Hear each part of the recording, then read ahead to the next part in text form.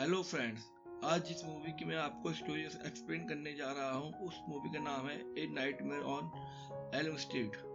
ये मूवी का पहला पार्ट है। चलिए शुरू करते हैं।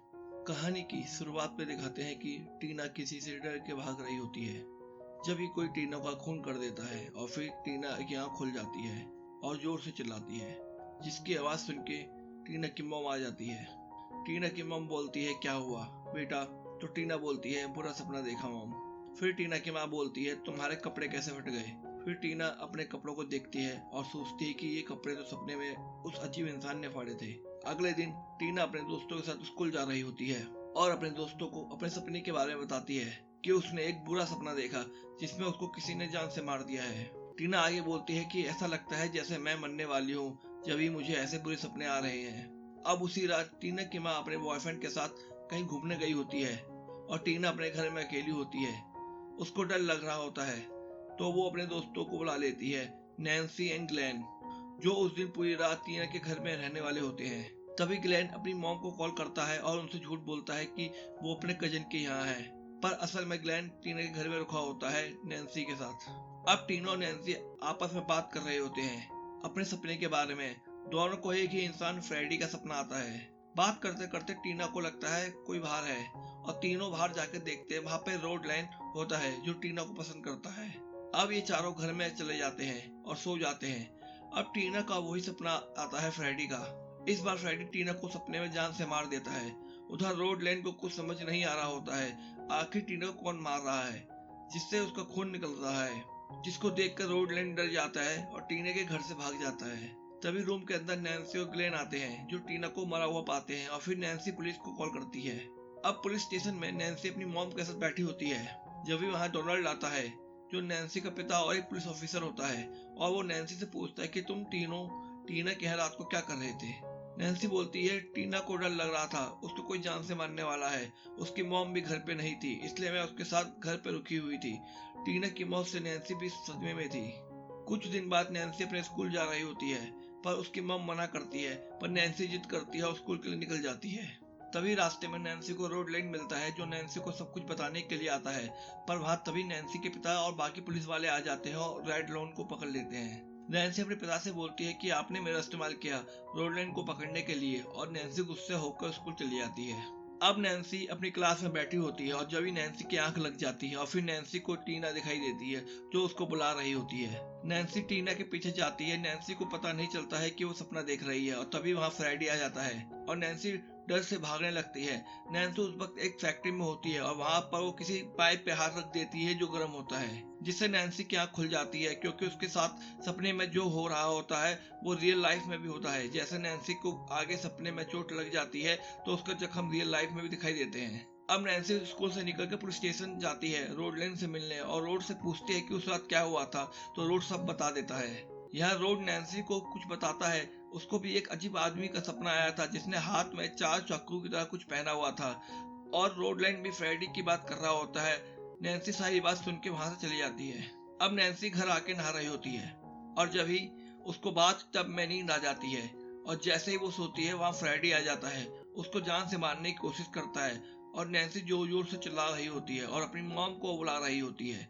फिर नैन्सी की नींद खुल जाती है और बच जाती है। अब दिखाते हैं नैन्सी अपने रूम में टीवी देख रही होती है। तभी उसके रूम में खिड़की से ग्लेन आ जाता है। अब नैन्सी ग्लेन को बोलती है, तुम मेरा काम करोगे? ग्लेन बोलता है, क्या? तो नैन्सी बोलती है, मैं सोने जा रही हूँ पर तुम सोना मत, मुझे पर नजर रखना, मैं कुछ उल्टी सीधी हरकत करूँ तो उठा देना। फिर नैन्सी सो जाती है, सपने में पहुंच जाती है और सपने में वो अपने घर से बाहर निकलती है। तभी वहाँ फ्रेडी आ जाता है और वो नैन्सी पे हमला कर देता है। नैन्सी सपने में ग्लेन को आवाज लगाती है और यहाँ ग्लेन भी सो चुका होता है। फ्रेडी फिर नैन्सी को जान से मारने वाला होता है जब भी नैन्सी का अलार्म बज जाता है, जिससे नैन्सी और ग्लेन दोनों की आंख खुल जाती है। अब नैन्सी ग्लेन पे गुस्सा करती है और बोलती है कि मैंने तुमसे क्या बोला था कि तुम मुझ पे नजर रखना और तुम सोना नहीं, अगर मैं कोई बुरा सपना देख रही हूँ तो मुझे उठा देना, और यहाँ तो तुम खुद सो गए हो। तभी नैन्सी की मॉम आती है और ग्लेन नैन्सी के रूम से भाग जाता है। अब उसी रात नैन्सी और ग्लेन दोनों पुलिस स्टेशन जाते हैं। नैन्सी अपने पिता से बोलते हैं कि मुझे रोड लेन से एक बार मिलना है, उसकी जान को खतरा है। पहले तो उसके पिता मना करते हैं और फिर बाद में मान जाते हैं। उधर जेल में फ्रेडी रोड लेन को जान से मार देता है और जैसे नैन्सी अपने पिता के साथ रोड लेन की जेल में पहुंचती है तो वहां रोड लेन मरा हुआ होता है। अब अगले दिन नैन्सी के पिता आते हैं और नैन्सी बोलते हैं कि कातिल अब भी जिंदा है। तो नैन्सी के पिता बोलते हैं कौन है कातिल। तो नैन्सी बोलती है मैं नहीं जानती वो कौन है, पर वो आदमी एक जला हुआ और अजीब सी हैट पहनता है और लाल और हरे कलर के स्वेटर पहनता है और वो हाथों में छुरियां इस्तेमाल करता है जैसे नखून हो। ये सारी बात नैन्सी की मॉम सुन रही होती है जैसे वो कुछ जानती है। अब नैन्सी की मॉम नैन्सी को डॉक्टर के पास लेके जाती है और बोलती है कि उसकी बेटी को स्लीप डिसऑर्डर की बीमारी है। डॉक्टर नैन्सी का चेकअप कर रहा होता है। नैन्सी बोलती है आप मुझे ऐसी दवाई दो जिससे मुझे नींद ना आए। डॉक्टर नैन्सी का इलाज कर रहा होता है और वो उसको नींद की इंजेक्शन दे देता है जिससे नैन्सी सो जाती है। और फिर जब नैन्सी कुछ हलचल करती है बहुत तेज से, जिससे उसकी मॉम और डॉक्टर नैन्सी को जगा देते हैं। जैसे ही नैन्सी की आंख खुलती है तो नैन्सी के हाथ में चोट के निशान होते हैं, पर इस बार नैन्सी अपने साथ सपने में से फ्रेडी की हैट लेकर आ जाती है।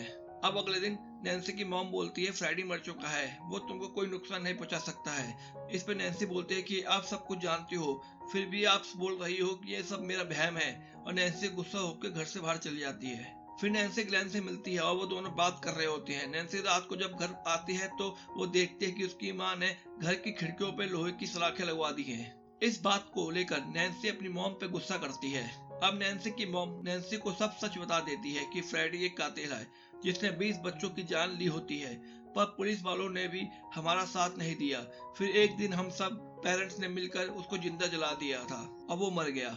मैंने उसकी छुरियां भी ली थी, जिसको नैन्सी की मॉम नैन्सी को दिखाती है और बोलती है कि सब ठीक है, तुम सो सकती हो।